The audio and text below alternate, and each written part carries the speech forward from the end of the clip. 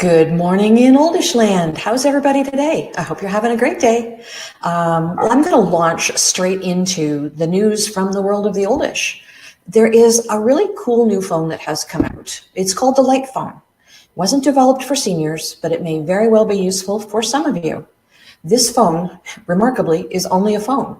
No texts, no messages, it doesn't store addresses. It does nothing but make phone calls. Think back to the old days of telephones, only instead of being the big clunky phone that we all may remember, this thing is the size of a credit card. It stores 9 numbers, and because it is the size of a credit card, it may not be suitable for all seniors, but for those of you who think that that might be a really neat kind of thing to have, it's $150. Again, it is called the Light Phone. There is a waiting list right now for it. That waiting list is US based and international, as I understand it.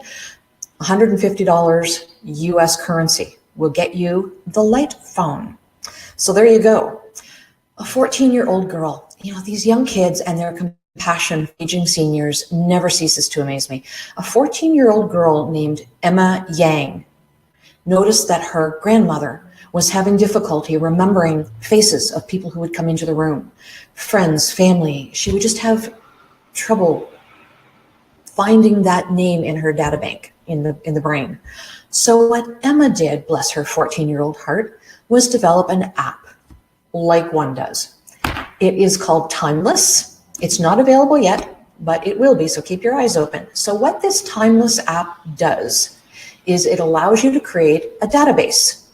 You can go around with your phone and take pictures of people and store them in the app along with, I imagine, their relevant information, their name, who they might be to you. And when you have it all ready, someone walks into the room and you're having difficulty putting a name to that face. You open the app, you take their picture, and then the app tells you who they are, provided they're in the database, of course. Isn't that fascinating? Now, before you imagine that seniors might not understand how things like apps work, remember that Timeless isn't available yet on the market, so it'll be a little while before it is. But those of us who are now in our 40s, 50s, 60s, 70s are quite accustomed to this technology for the most part. We have cell phones, we carry them with us, and we use our cell phones for all kinds of things. So that is stored in our long-term memory, and this use of this technology is something that we're going to take with us into our more senior years. So I think we're going to know how to work this. I think this is really fascinating. All right, I promised you a conversation about a dementia directive. Let me start by saying that I hope most of you have your medical and financial directives for care in place through your lawyers and attorneys. That's ever so important to make sure that that stuff is all lined up. There's a new one that has come out, though. It's called a directive for dementia. Health Directive for Dementia is the proper name of it. It is currently available on our Oldish website, and it's under the toolkit.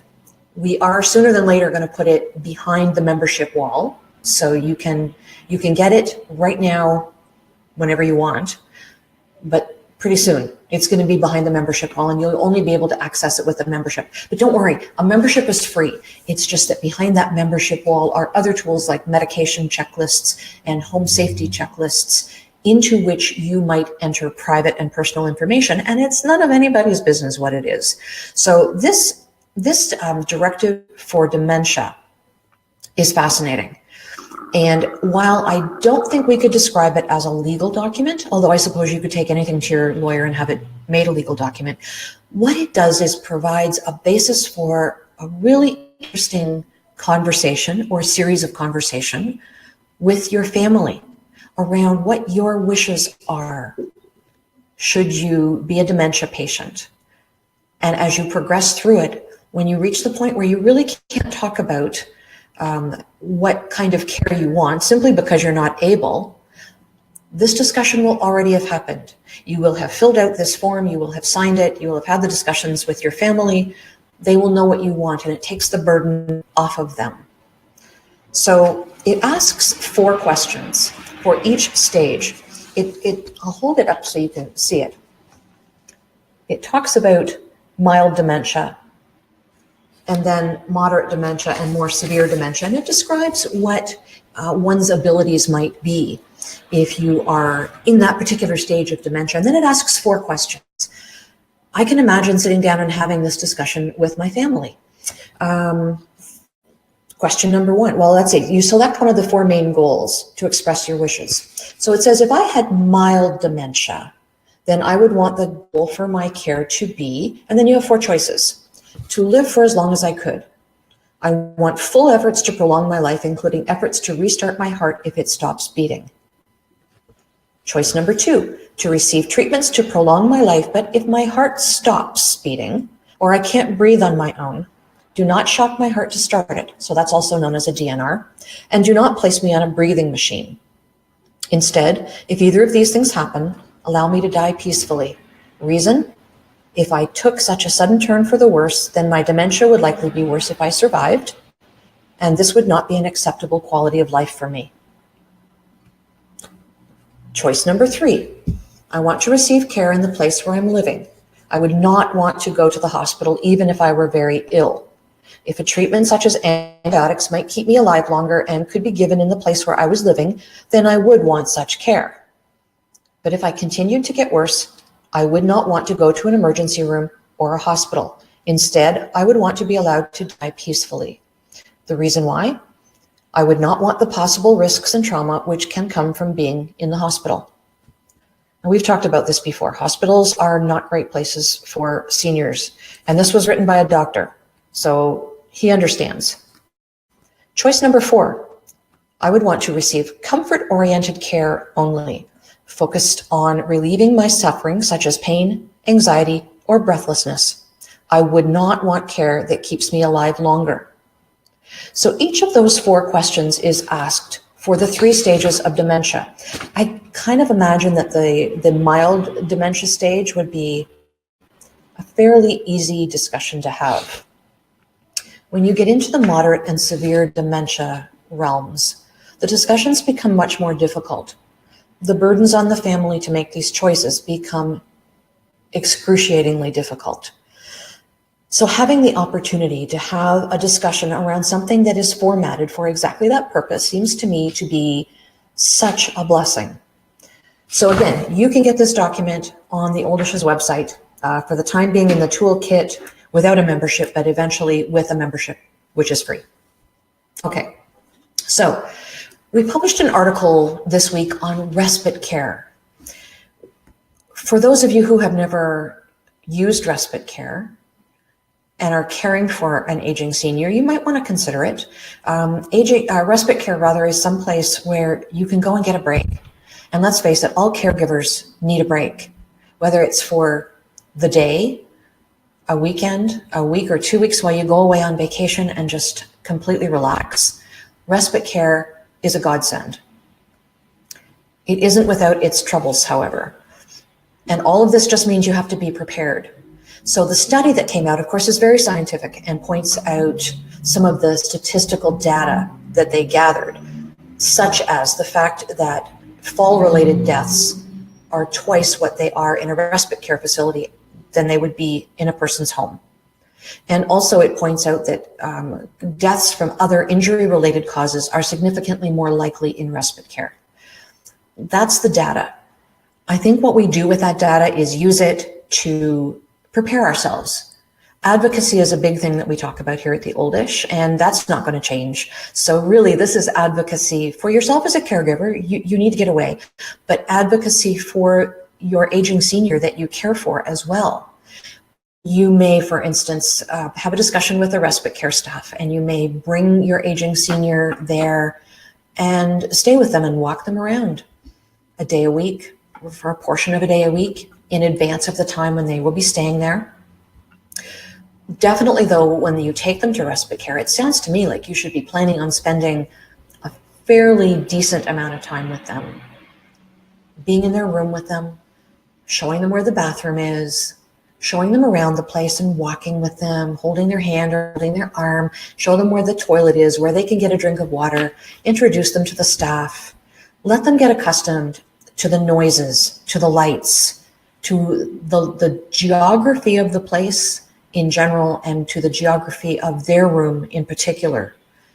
And then I think with that kind of preparation in hand, they're going to be much more comfortable. We all know that moving an aging senior who has dementia from one place to another causes all kinds of problems, everything from falls to delirium, everything in between. So I think the plan here is not to look at this study and say, oh, I can't do that. I can't take my aging father to respite care, or I'd worry about my mother the whole time. It's not that. It's like anything else. It's being prepared. And you need to do that with respite care as well. So here in Canada today, it is Bell Let's Talk Day. In the States, you have National Depression Screening Day on October the 12th, and World Mental Health Day is October the 10th. However, every year on January 1st, Bell Canada, which is one of our service providers up here in Canada, does Bell Let's Talk Day. And they donate money for everything that is tweeted with the hashtag Bell Let's Talk. All the mentions of Bell Let's Talk, they all matter. They all matter. I went through all of my Twitter handles before this broadcast, and I was tweeting and retweeting with the hashtag Bell Let's Talk because they give money to the cause. I think for issues around mental health, we tend to think a lot about youth and young adults. Fair enough. Across the board, though, there are mental health issues, and they are no less significant with aging seniors. And since that's our focus at the Oldish, I want to talk a little bit about mental health issues with aging seniors. We're probably all a little bit familiar with the conversation around depression when one retires from the job that one has had their entire career, whether it's with one company or 5 different companies. When you are working, you are in a structured environment. You know you're getting up to go to work that morning, and you know what time you're going to be home. You know what days of the week you're working. You get structured days, structured vacation. The whole thing is very structured. So one day you're working, and the next day you're not. And what do? So if your identity has been tied up with your work, that's a problem. But as we age and become less able to do things physically, a lot of stuff can happen. A lot of stuff can happen. We can become socially isolated from this depression. Delirium can set in. If a person falls, they might be more afraid to go out and about and be social with people. But sitting at home is not the idea either, because that's when the depression sets in. That's when the delirium sets in. That's when there are all kinds of issues that set in for aging seniors. So be aware of mental health issues for aging seniors that you might know or family members that you might have. And I just want to go through some of the things to look out for that are common with aging seniors. Memory difficulties and personality changes. Yes, they speak to the possibility of dementia, but they can also speak to depression and other mental health issues. Physical aches and pains, fatigue, loss of appetite, sleep problems, loss of interest in sex, all of those things not related to medications or medical conditions, but just simply they're happening and they didn't happen before. Often wanting to stay inside rather than going out to socialize. Suicidal thoughts or feelings, and they note that this is especially true for men. So please be aware of those things. If you know somebody who is a senior, make sure they're getting out, especially in the winter. You may not all be in snowy, wintry climates. We are, and it's a little icy out there today, and there certainly have been days where the snow has been blowing.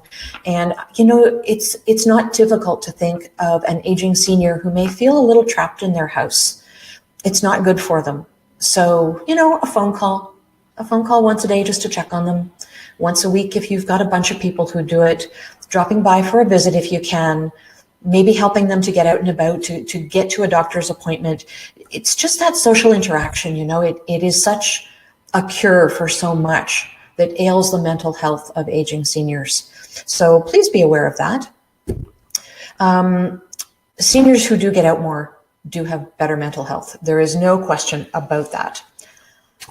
Okay, so that is it. That is all that I have to talk about today. We have interviews coming up with Nurse Navigator and the second in our three-part series with Mara Gordon, the founder of Aunt Zelda's, to talk about cannabis medicine. We also have a talk coming up from the OPP on scams that tend to affect seniors. I know that I read in the newspaper here that there was an aging senior who was nearly caught in a scam here recently. It happens all the time.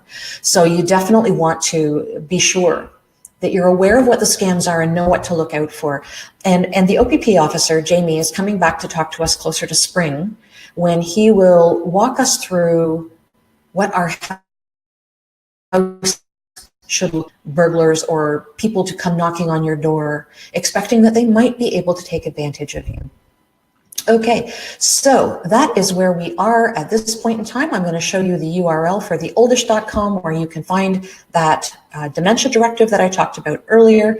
Please do take advantage of that. I think it's a wonderful tool. Again, we didn't develop it. It was developed by a doctor in the US, and it is just a wonderful document to provide the basis for discussion with your family about your wishes should you become a dementia patient.